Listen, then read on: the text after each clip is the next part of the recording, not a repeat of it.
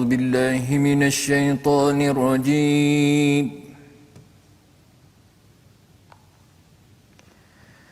بسم الله الرحمن الرحيم واكتب لنا في هذه الدنيا حسنة وفي الآخرة إنا هدنا إليك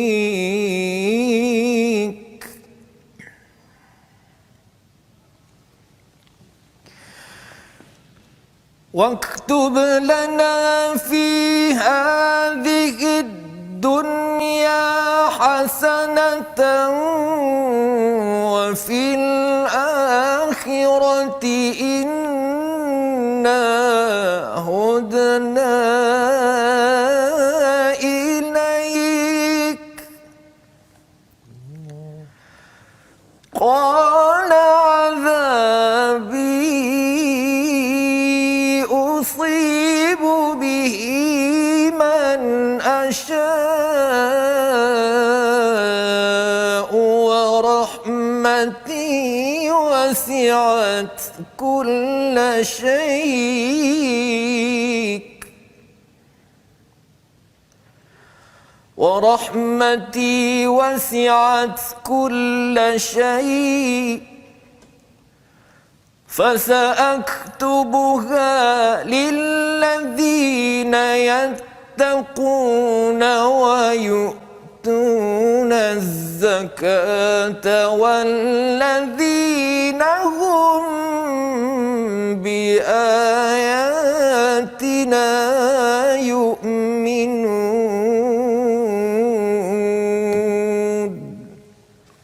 صدق الله العظيم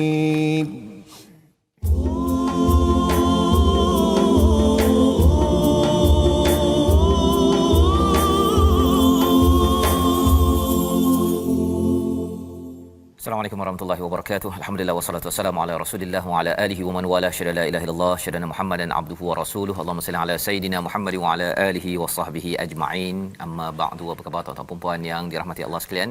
Kita bertemu dalam My Quran Time baca faham amal pada hari ini, pada hari ulang kaji kita pada hari Ahad ini untuk terus kita melihat kepada halaman 170 hingga 174. Semalam sudah pun kita melihat kepada perbincangan 5 halaman yang sudah pun kita lihat daripada hari Isnin hingga hari Jumaat, dan pada hari ini kita bertuah untuk terus bersama dengan Al-Fadil Ustaz Amir Rahman. Selamat datang Ustaz. Terima kasih Ustaz. Terima kasih sudi hadir kembali Ustaz. Tirmizi apa khabar? Alhamdulillah baik Ustaz. Alhamdulillah, Kita bersama tetamu yang biasa kita undang Ustaz. Ya, alhamdulillah. Yang untuk terus kita belajar dan juga terus kita melihat kepada ilmu-ilmu tajwid tentang taranum, tentang bacaan sebagai satu galakan untuk sama-sama kita berinteraksi dengan Quran, terus baca, terus kita faham, terus kita amal dengan kaedah yang betul, dengan kaedah berdasarkan kepada ilmu yang sahih yang diambil daripada individu-individu ulama, pendidik yang berkaliber, yang mempunyai asas sehingga susu galur itu dibawa sampai kepada Nabi Muhammad sallallahu alaihi wasallam. Jadi pada hari ini kita berada pada halaman 170 hingga 174. Saya menjemput pada tuan-tuan untuk share di Facebook untuk maklumkan pada rakan-rakan yang mungkin tertinggal, dan kita nak baca bersama pada hari ini, ya, menyambung kepada kisah Nabi Musa, ya, sebagaimana kita dah lihat semalam. Hari ini kita lihat balik semula pada ayat 156 yang sudah pun dibacakan sebentar tadi. Tapi kita mulakan dahulu dengan Ummul Quran Al-Fatihah bersama dengan Ustaz Tirmizi Ali dahulu. Silakan Ustaz.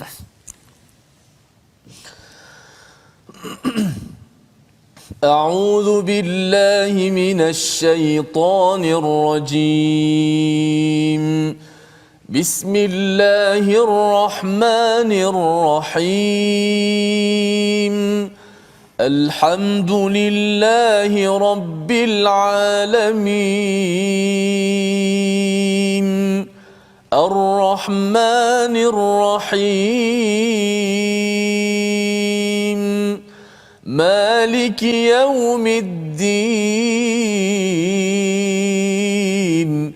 إياك نعبد وإياك نستعين اهدنا الصراط المستقيم صراط الذين أنعمت عليهم غير المغضوب عليهم ولا الضالين.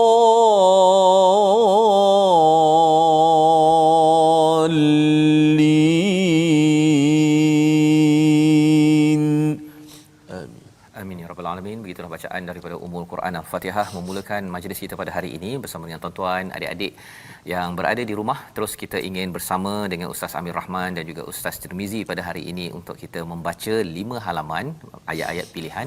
Dalam masa yang sama kita ingin berdiskusi tentang bagaimana tentang budaya membaca dengan fakta-fakta, dengan ilmu-ilmu semasa yang perlu kita fahami. Dalam masa yang sama ia adalah asas untuk kita menguatkan persediaan Ramadan. Sudah tidak lama lagi Ustaz ya. Kita dah tak lama lagi Ramadan. Ramai yang nak belajar Quran, nak membuat persediaan untuk Ramadan, tapi dalam masa yang sama kita jangan tersilap kelas ya. Cari pada guru-guru yang mempunyai asas kepada ilmu yang benar, agar kita tahu bahawa sebenarnya di online ini macam-macam jenis ada, tapi kita tahu bahawa ilmu ini perlu diambil daripada sumber yang benar, yang bukan memudah-mudahkan, bukan juga menyusah-nyusahkan, tetapi yang dimudahkan oleh Allah, yang dimudahkan oleh Nabi sallallahu alaihi wasallam kita ambil. Dan ini yang kita ingin belajar sedikit sebagaimana yang dinyatakan pada ayat 156 pada halaman 170, doa oleh kaum Nabi Musa ya, apabila menyatakan waktub lana fi hadhihi dunya hasanah wa fil akhirati inna hudna ilaik, iaitu tuliskanlah, tentukanlah bagi kami ini di dunia ini kebaikan, dan di akhirat nanti kami bertaubat kepadamu ya. Jadi apa maksud yang kita dah belajar semalam dan pada minggu ini, iaitu hasanah yang dimaksudkan di sini ialah dapat mengikuti kepada ajaran Nabi Musa alaihissalam, mengikut pada hidayah ya, dan sampai ke akhirat pun juga mendapat hidayah. Inna hudna ilaik, kami ini bertaubat kembali kepada jalan hidayah. Dan ini membawa pada perkataan Yahudi itu sendiri.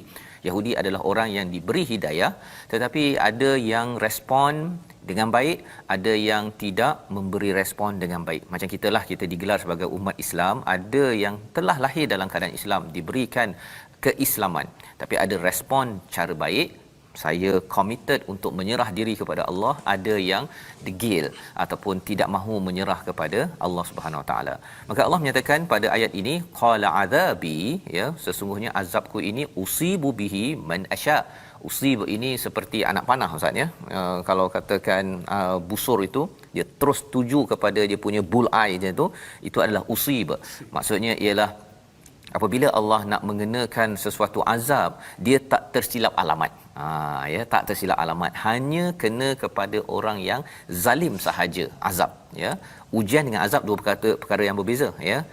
Kalau ujian itu kena pada semua orang, tetapi kalau azab ini hanya kepada orang yang ditentukan saja. Tetapi menariknya apa? Wa rahmati wasi'at kullasyai, bahawa rahmat Allah ini meluas kepada setiap sesuatu. Malah kepada Firaun pun dapat rahmat Allah, kepada Ah Chong, kepada Donald Trump pun dapat rahmat daripada Allah ya, kullasyai.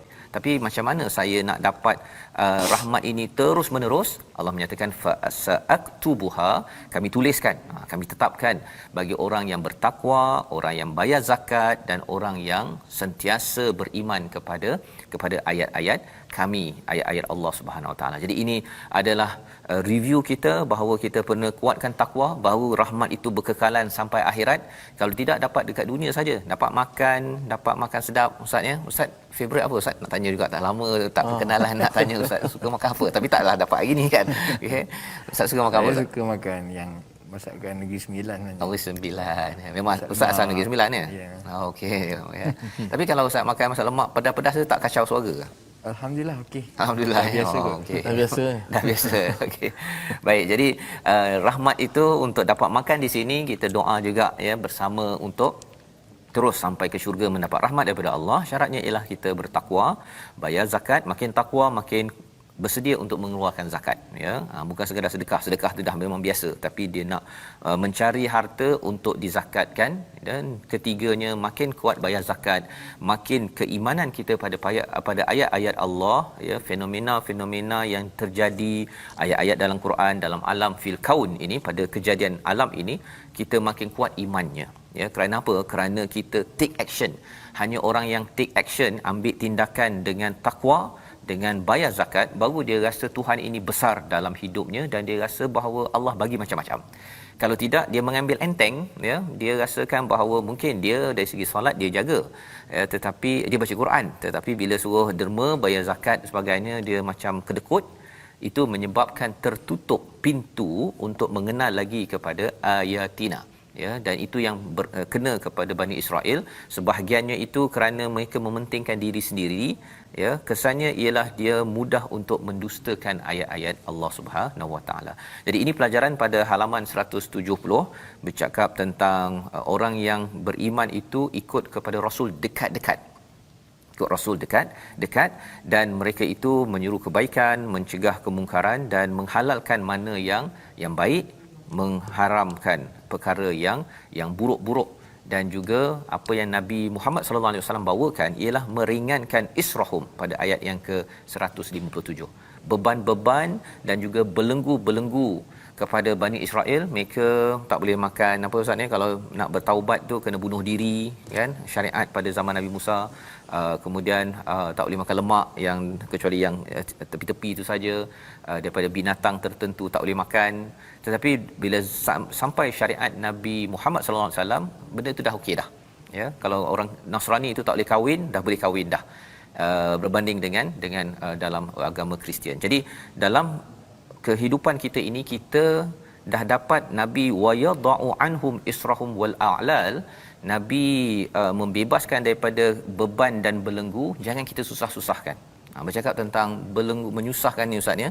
Dalam baca Al-Quran ini, ada tak dalam pengalaman Ustaz melihat kepada cikgu-cikgu yang dia bila mengajar tu memudah-mudahkan sangat ataupun menyusah-nyusahkan sangat? Pasal ini adalah antara ciri wa ulaika humul muflihun, ayat 157, kan, yang kita nak jaga-jagalah. Tak nak pula bila belajar tu terjumpa cikgu menyusah-nyusahkan sangat, ataupun apalah, tak payah nak ikut makhraj Arab, jadi Melayu pun cukup. Boleh Ustaz kongsikan apa panduan untuk kita sebagai macam saya lah, kan, nak belajar, mencari cikgu macam mana yang sepatutnya? Silakan. Ya. Bismillahirrahmanirrahim. Assalamualaikum warahmatullahi wabarakatuh.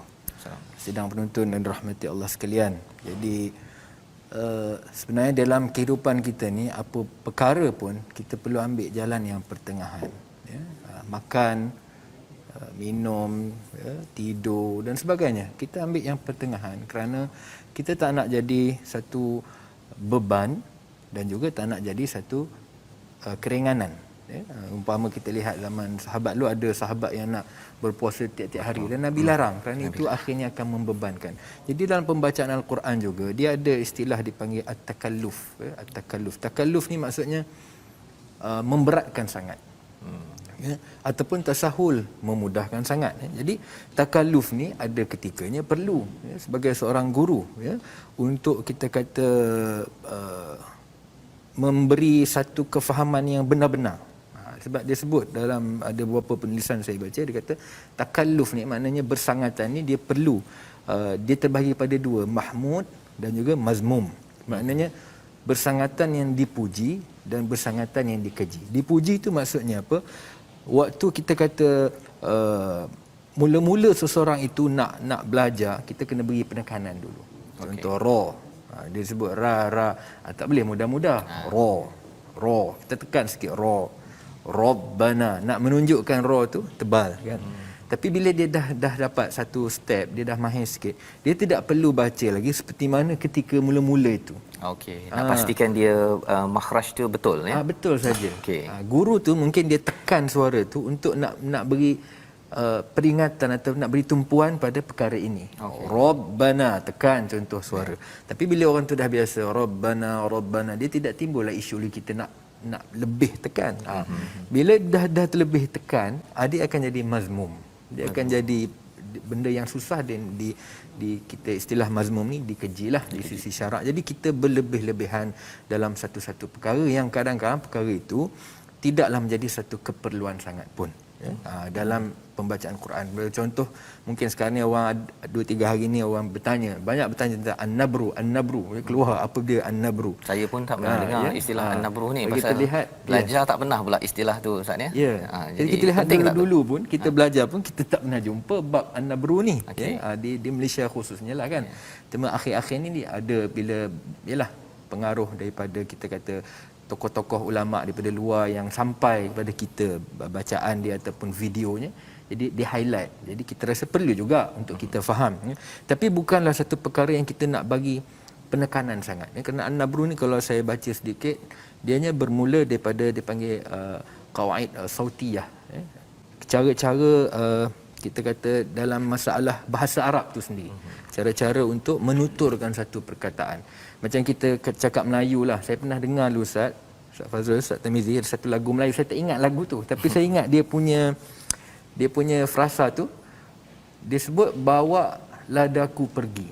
Bawa ladaku pergi. Okey. Dia nak sebut bawalah daku pergi. Okay. Tapi dia punya intonasi ataupun kita panggil waqaf ibtidak lah. Okay. Dia jadi bawa ladaku, seolah-olah kita dengar bawa ladaku pergi. Maknanya dia ada lada, dia ada cili, so orang tu bawa pergi. Sebenarnya dia nak kata bawalah daku pergi. Gitu. Jadi itulah sebenarnya kita boleh kata an-nabru. Maknanya dia tersilap dari sudut dia punya rhythm tu, okay. rentak tu. Jadi orang tu macam bawalah daku pergi ke bawa ladaku pergi, begitu. Tapi itu dalam bahasa Melayu. Dalam bahasa Quran pun ada dibincangkan sedikit sebanyak berkenaan ilmu itu. Tapi saya kira ianya adalah sampai pada satu tahap seseorang tu sudah kita kata menguasai hukum-hukum asas tajwid, dan juga mesti faham bahasa Arab sedikit sebanyak, baru dia mula membuka pemikiran dia ke satu level yang lebih tinggi sedikit. Itu juga sebenarnya sebahagian daripada kita nak maknanya nak tadabbur Quran tu, kita faham kalimah dan sebagainya. Tapi kalau kita sebut pada orang awam gitu, dia akan jadi pening. Yeah. Kita orang yang tak biasa dengar, maknanya kita nak baca macam mana? Contoh siratal ladzina an'amta, contoh. An'am dengan ta tu, sebenarnya ta tu adalah dhamir, dah perkataan lain. Jadi takkanlah kita nak tekan an'amta alaihim.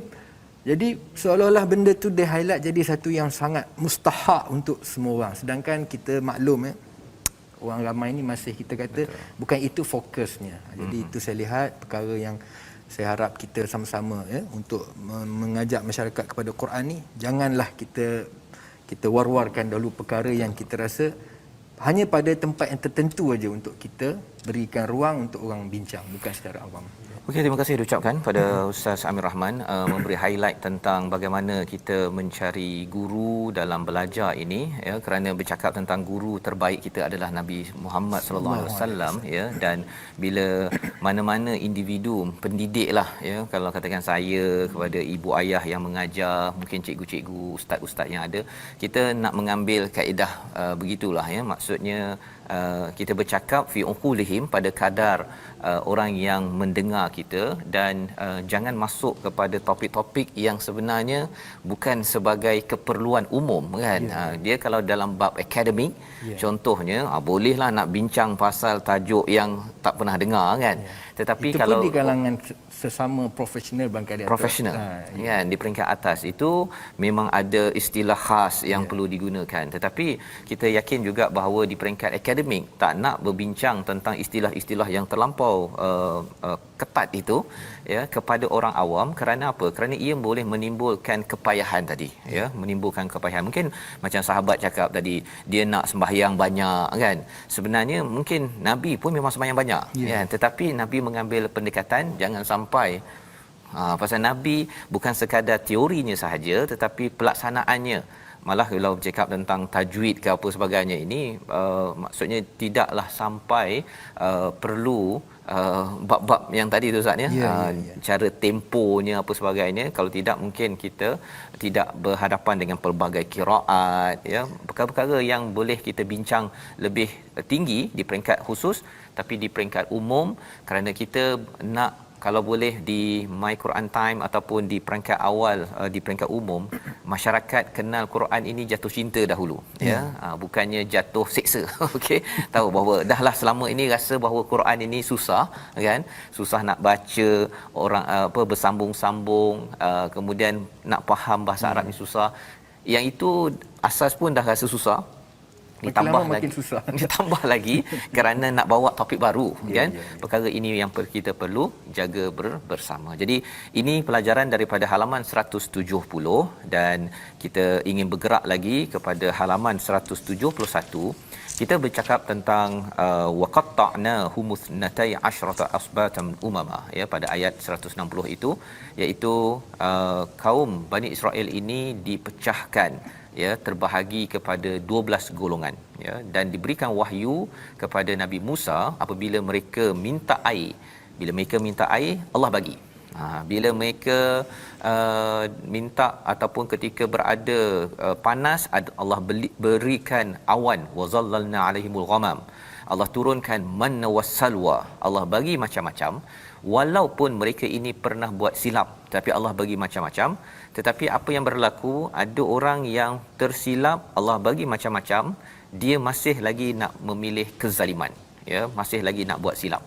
Tetapi bagi orang yang terus beristighfar, ini yang kita belajar daripada ayat 160-161, orang yang beristighfar, Allah akan terus menambahkan lagi nikmat kepadanya. Ini yang kita akan dalami, sambung lagi sebentar lagi, tapi kita berehat sebentar. Kita kembali semula dalam My Quran Time, baca, faham, amal, insya-Allah.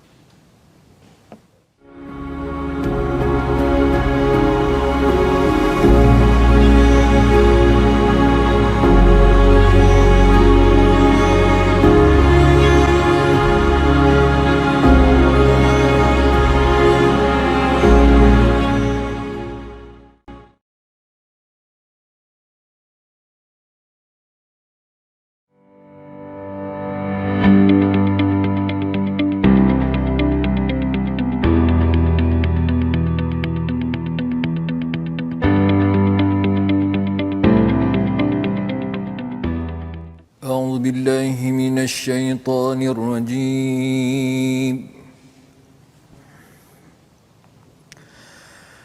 وإذ قيل لهم اسكنوا هذه القرية وكلوا منها حيث شئتم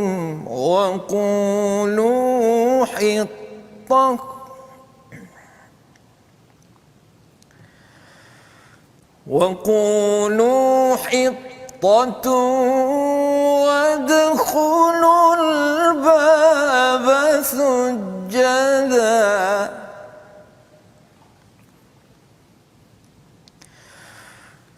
وادخلوا الباب سجدا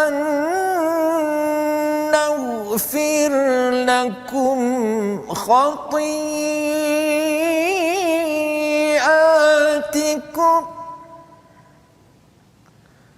سنزيد المحسنين.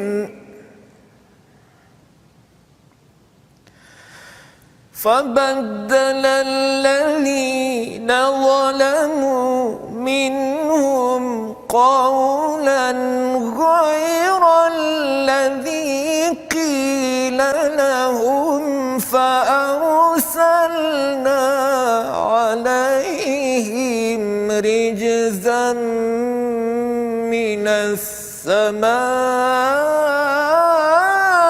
بما كانوا يظلمون.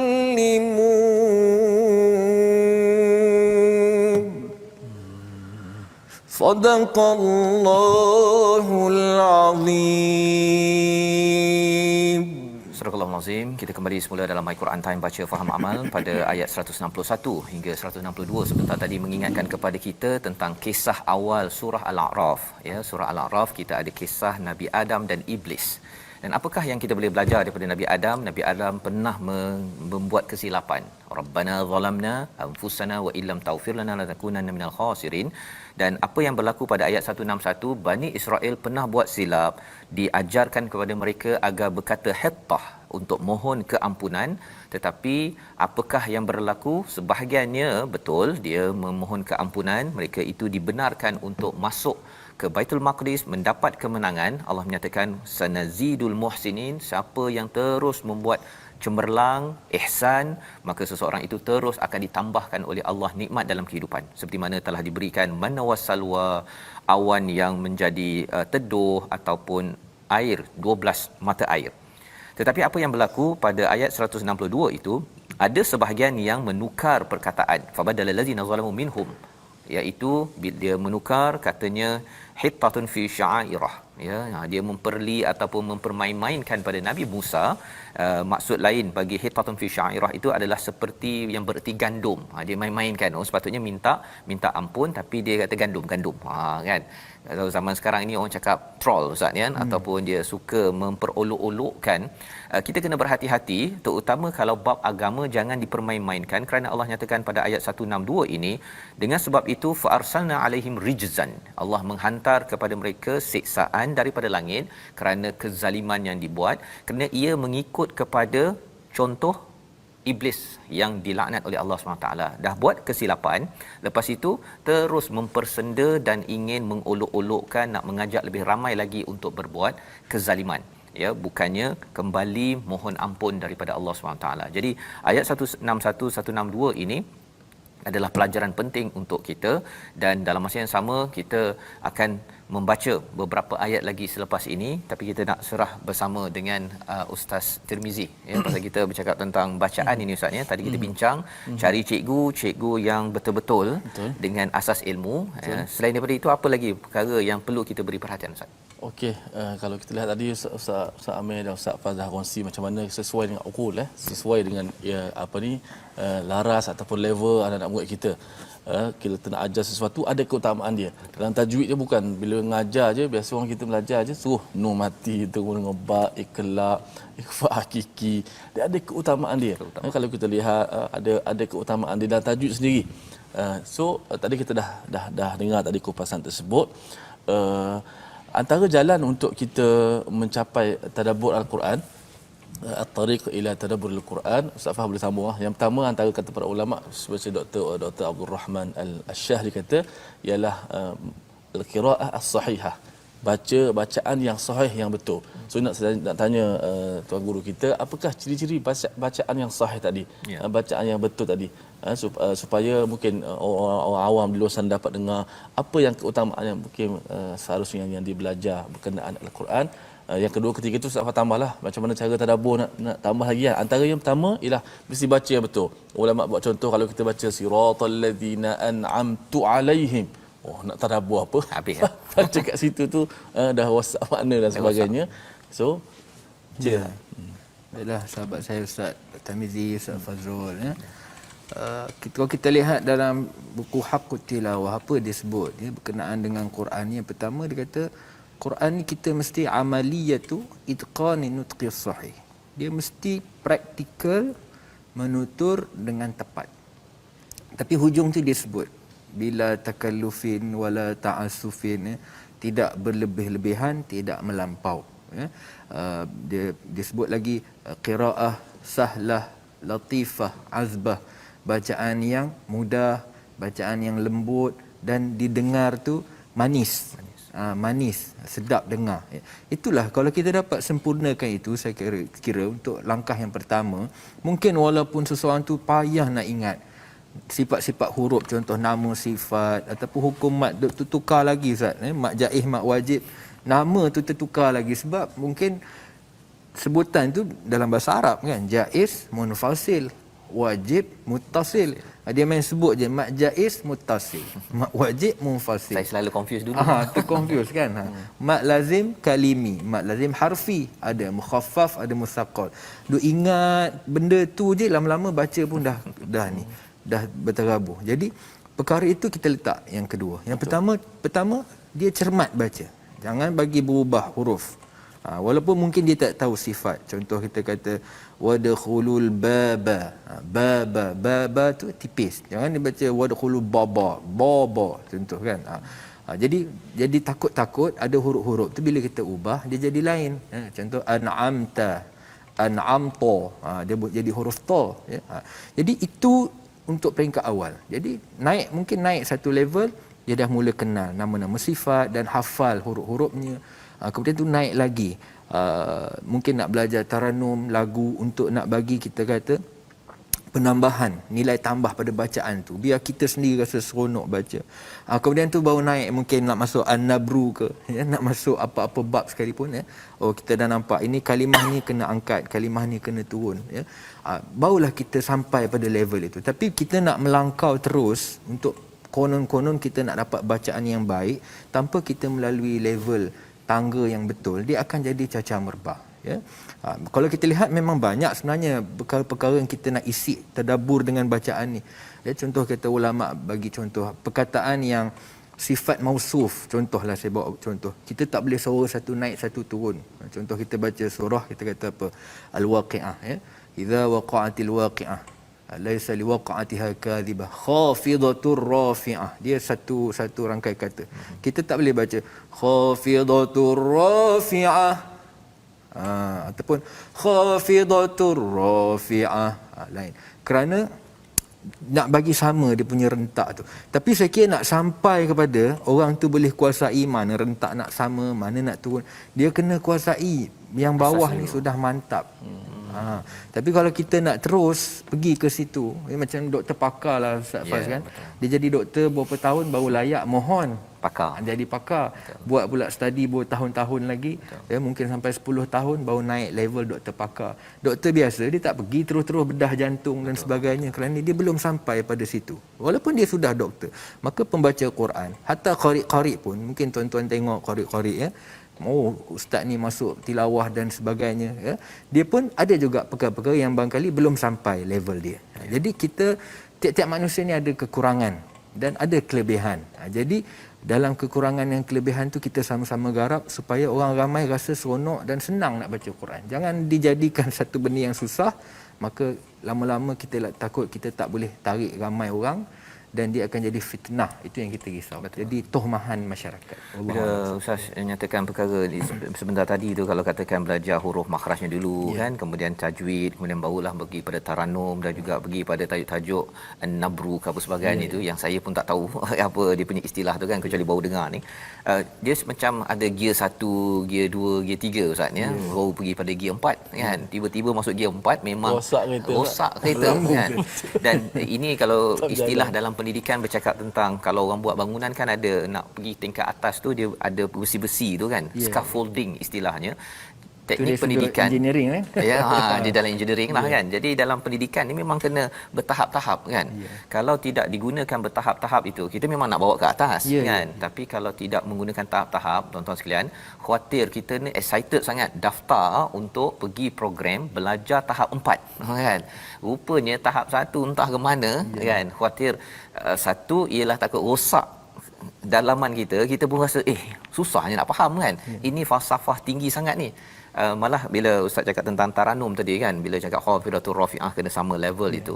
Pasal bila saya tadabbur kan, dulu saya tadabbur ialah dengan tengok makna, tengok tafsir dan sebagainya. Tapi bila saya dengan Ustaz Tarmizi, lagu berbeza dia membawa kesan tadabbur berbeza kan. Tetapi mungkin saya tak ajar kepada anak murid saya bahawa okey, dengar Ustaz Tirmizi lagu apa, kita tadabbur tahap ini. Saya tak ajar.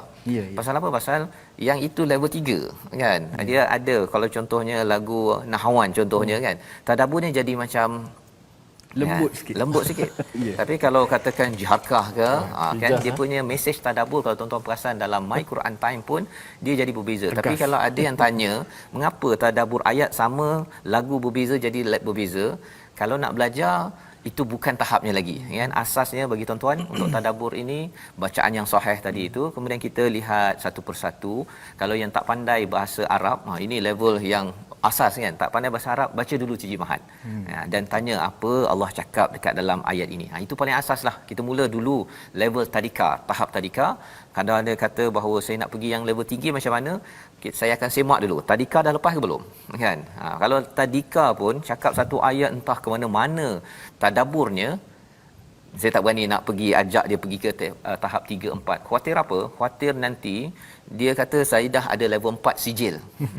Kan. Tapi bila orang dengar macam orang yang entah cakap apa-apa ketika melaksanakan tadabbur. Jadi sama dalam pembacaan ini, Ustaz, ya. Okey. Jadi kita ingin melihat terus pada halaman 172.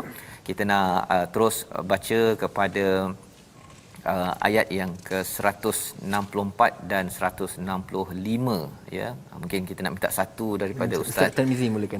Ustaz Tirmizi dulu mula satu, kemudian Ustaz Amir Rahman menyambung ayat 165. Boleh, Ustaz, ya? Tak apalah, saya baca jugalah. Yang kata duduk saja pula. Baca sikit. Okey. Satu nampak Ya. Allahyaitanirrajim. وَإِذْ قَالَتْ أُمَّةٌ مِّنْهُمْ لِمَ تَعِظُونَ قَوْمًا اللَّهُ مُهْلِكُهُمْ أَوْ مُعَذِّبُهُمْ عَذَابًا شَدِيدًا قالوا معذرة إلى ربكم ولعلهم يتقون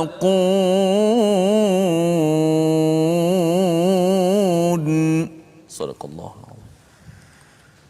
فلما نسوا ما ذكروا به أنجينا الذين ينهون عن السوء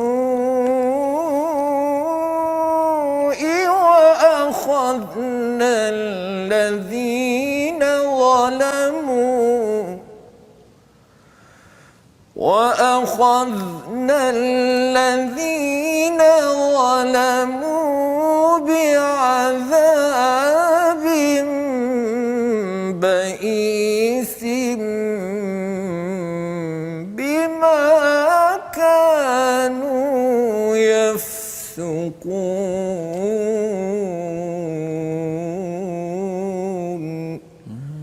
صدق الله العظيم. Surah Al-Azim ayat 164 hingga 165 ini mengingatkan kepada kita tentang bagaimana, ya, dialog di antara tiga kumpulan, ya. Kumpulan pertama adalah orang yang buat masalah ketika peristiwa Sabt, peristiwa hari Sabtu, jangan tangkap ikan, ya. Dan kumpulan kedua ialah kumpulan yang dia tak kisah, dia tak ada komen, no comment. Dan kumpulan yang ketiga adalah kumpulan yang mengingatkan kepada mereka yang berbuat jenayah pada hari Sabtu, menangkap ikan, ya. Ada dua pendapat. Satu, ada yang kata bahawa dia hari Jumaat letak lukah dia, jaring dia, hari Sabtu dia tak pergi ambil, hari Ahad ataupun malam Ahad itu dia pergi ambil. Itu satu pendapat. Tapi satu pendapat ialah yang menyatakan bahawa mereka memang letak lukah mereka pada hari Sabtu, tapi mereka tak makan hari Sabtu, tak makan ikan tersebut. Dia tunggu hari Ahad baru dia makan. Tapi dua-duanya menandakan mereka melanggar peraturan. Jadi pada waktu itu, dan ingatlah ketika suatu umat di antara mereka berkata, mengapa kamu menasihati kaum yang dibinasakan. Mengingatkan kepada kumpulan daripada Bani Israel, ada satu kumpulan umat Nabi Musa, dia mengingatkan kepada kaum yang degil tadi. Jadi dah memang Allah akan azab pada mereka yang degil ni, buat apa kamu nak ingatkan? Jawapan daripada orang yang mengingatkan ini, yang kumpulan ketiga tadi, kata apa? Agar kami mempunyai alasan ma'ziratan, ya, ila rabbikum wala'allahum yattaqun, iaitu kami ada excuse, kami ada sebab alasan beritahu, ya Allah, kami dah buat kerja kami ya Allah. Dan harapnya mereka itu yattaqun, iaitu minta ampun ataupun bertakwa agar jauh daripada bencana yang diberikan, yang Allah kata usibu bihi man asya, kepada siapa yang melanggar peraturan pada hari Sabtu tersebut. Jadi ini adalah kefahaman kita yang dibawakan pada ayat 164 ini.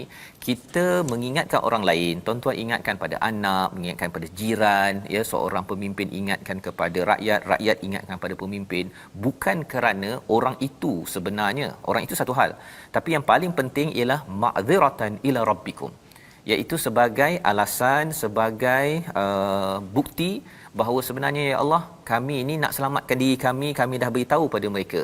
Jadi Allah kata falamma nasuma dzukiru bihi anjayna alladhina yanhauna 'anis su', apabila mereka lupa, yang diingatkan tu lupa, langgar juga, apa Allah kata?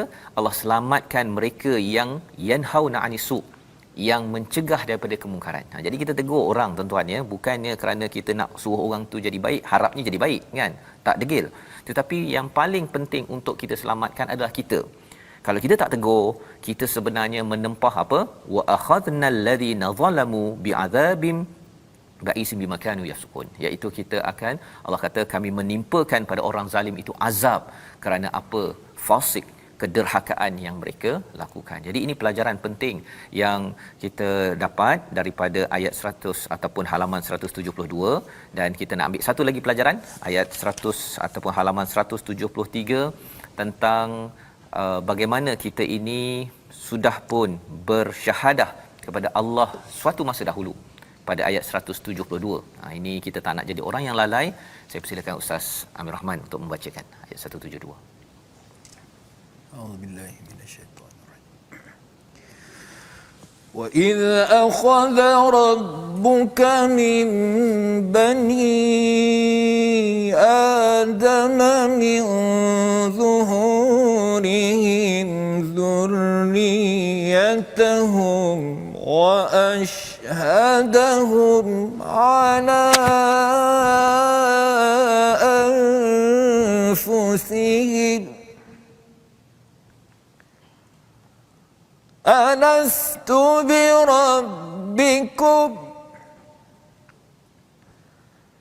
alastu birabbikum qalu bala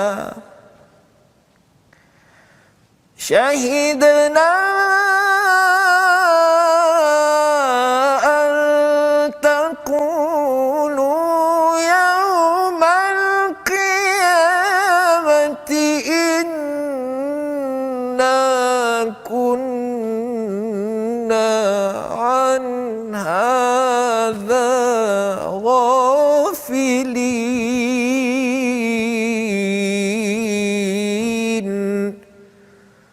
Sadaqallahul azim.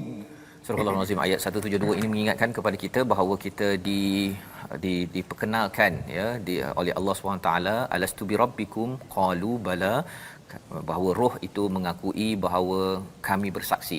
Tapi di situ Ustaz ni ada 3 titik tu. Tiga titik tu boleh tak ceritakan sikit macam mana nak baca? Berhenti kat mana sepatutnya? Yang pertama ke, yang kedua ke, ataupun langgar terus? Silakan Ustaz. Dia kalau ada 3 titik ni, kita berhenti yang pertama, atau kita berhenti yang kedua, atau kita tak perlu berhenti pada kedua-duanya. Jadi bunyinya qalu bala syahidna an taqulu, atau qalu bala syahidna an taqulu, atau qalu bala syahidna an taqulu. Tapi yang dilarang qalu bala syahidna an taqulu. Ini sebenarnya hampir-hampir pada bab An-Nabru juga ni Ustaz. Sebab dia akan beza makna kalau berhenti sini, berhenti sini. Tapi mungkin insya-Allah di waktu yang lain kita mungkin Ustaz Tamizi akan beri pencerahan khas ya, tentang dan memang tadaburnya akan berbeza. Yeah, kalau salah dia punya tempat berhentinya itu, dia pasal ini bercakap tentang jawapan ketuhanan kan, syahadah kepada Allah SWT. Ketika di alam roh lagi, sebelum lagi. Betul ya. Jadi tapi maksudnya itu level tinggi ya. Paling kurang pun kita dah tahu bahawa roh kita bersyahadah. Itu kefahaman level asas. Tapi kalau kita nak kait bala apa jadi, kalau syahidina apa jadi, tuan-tuan boleh nak faham, tetapi untuk sekarang ini saya reserve dahulu, simpan dahulu. Ada perkara yang kita tak perlu tahu segala-galanya. Kalau tahu segala-galanya ustaz ya, kita tahu segala-galanya apa yang ada di dalam dewan ini, rasanya kita pun boleh jadi Pening kepala ya. Boleh jadi gila pun sebenarnya ya, bila ilmu yang tak patut kita fikir-fikirkan belum sampai masanya lagi ya. Itu sebabnya bagi cikgu-cikgu mengajar anak kecil ya, kalau anak tu cakap mengapa ada 3 titik ni, sama ada berhenti pertama ataupun berhenti kedua ataupun terus. Dah. Kalau dia cakap mengapa cikgu, awak buat je dulu ya. Nanti awak dah 2-3 tahun lagi boleh tanya lagi soalan tersebut. Ini tahap-tahap dalam pendidikan sebenarnya, melambangkan kematangan bagi seorang guru. Itulah yang ditunjukkan oleh Nabi sallallahu alaihi wasallam. Bagi yang sesuai dulu, kepada Abu Bakar lain jawapannya, kepada seorang sahabat lain jawapannya, kerana memikirkan kemampuan si anak murid. Jadi kita doa pada Allah Subhanahu Wa Taala agar Allah memimpin kita semua bertemu dengan guru yang betul, dan guru-guru yang dibina ataupun yang mengajar juga mendapat rushd, kematangan dalam mengajar. Salah satu nak mendapat rushd ini selalu kita berdiskusi, merujuk kepada panduan Quran dan Sunnah dalam menjadi seorang pendidik, terutama pendidik Al-Quran. Sama-sama kita berdoa dipimpin oleh Ustaz Amir Rahman. Saya minta Ustaz Tamizil baca.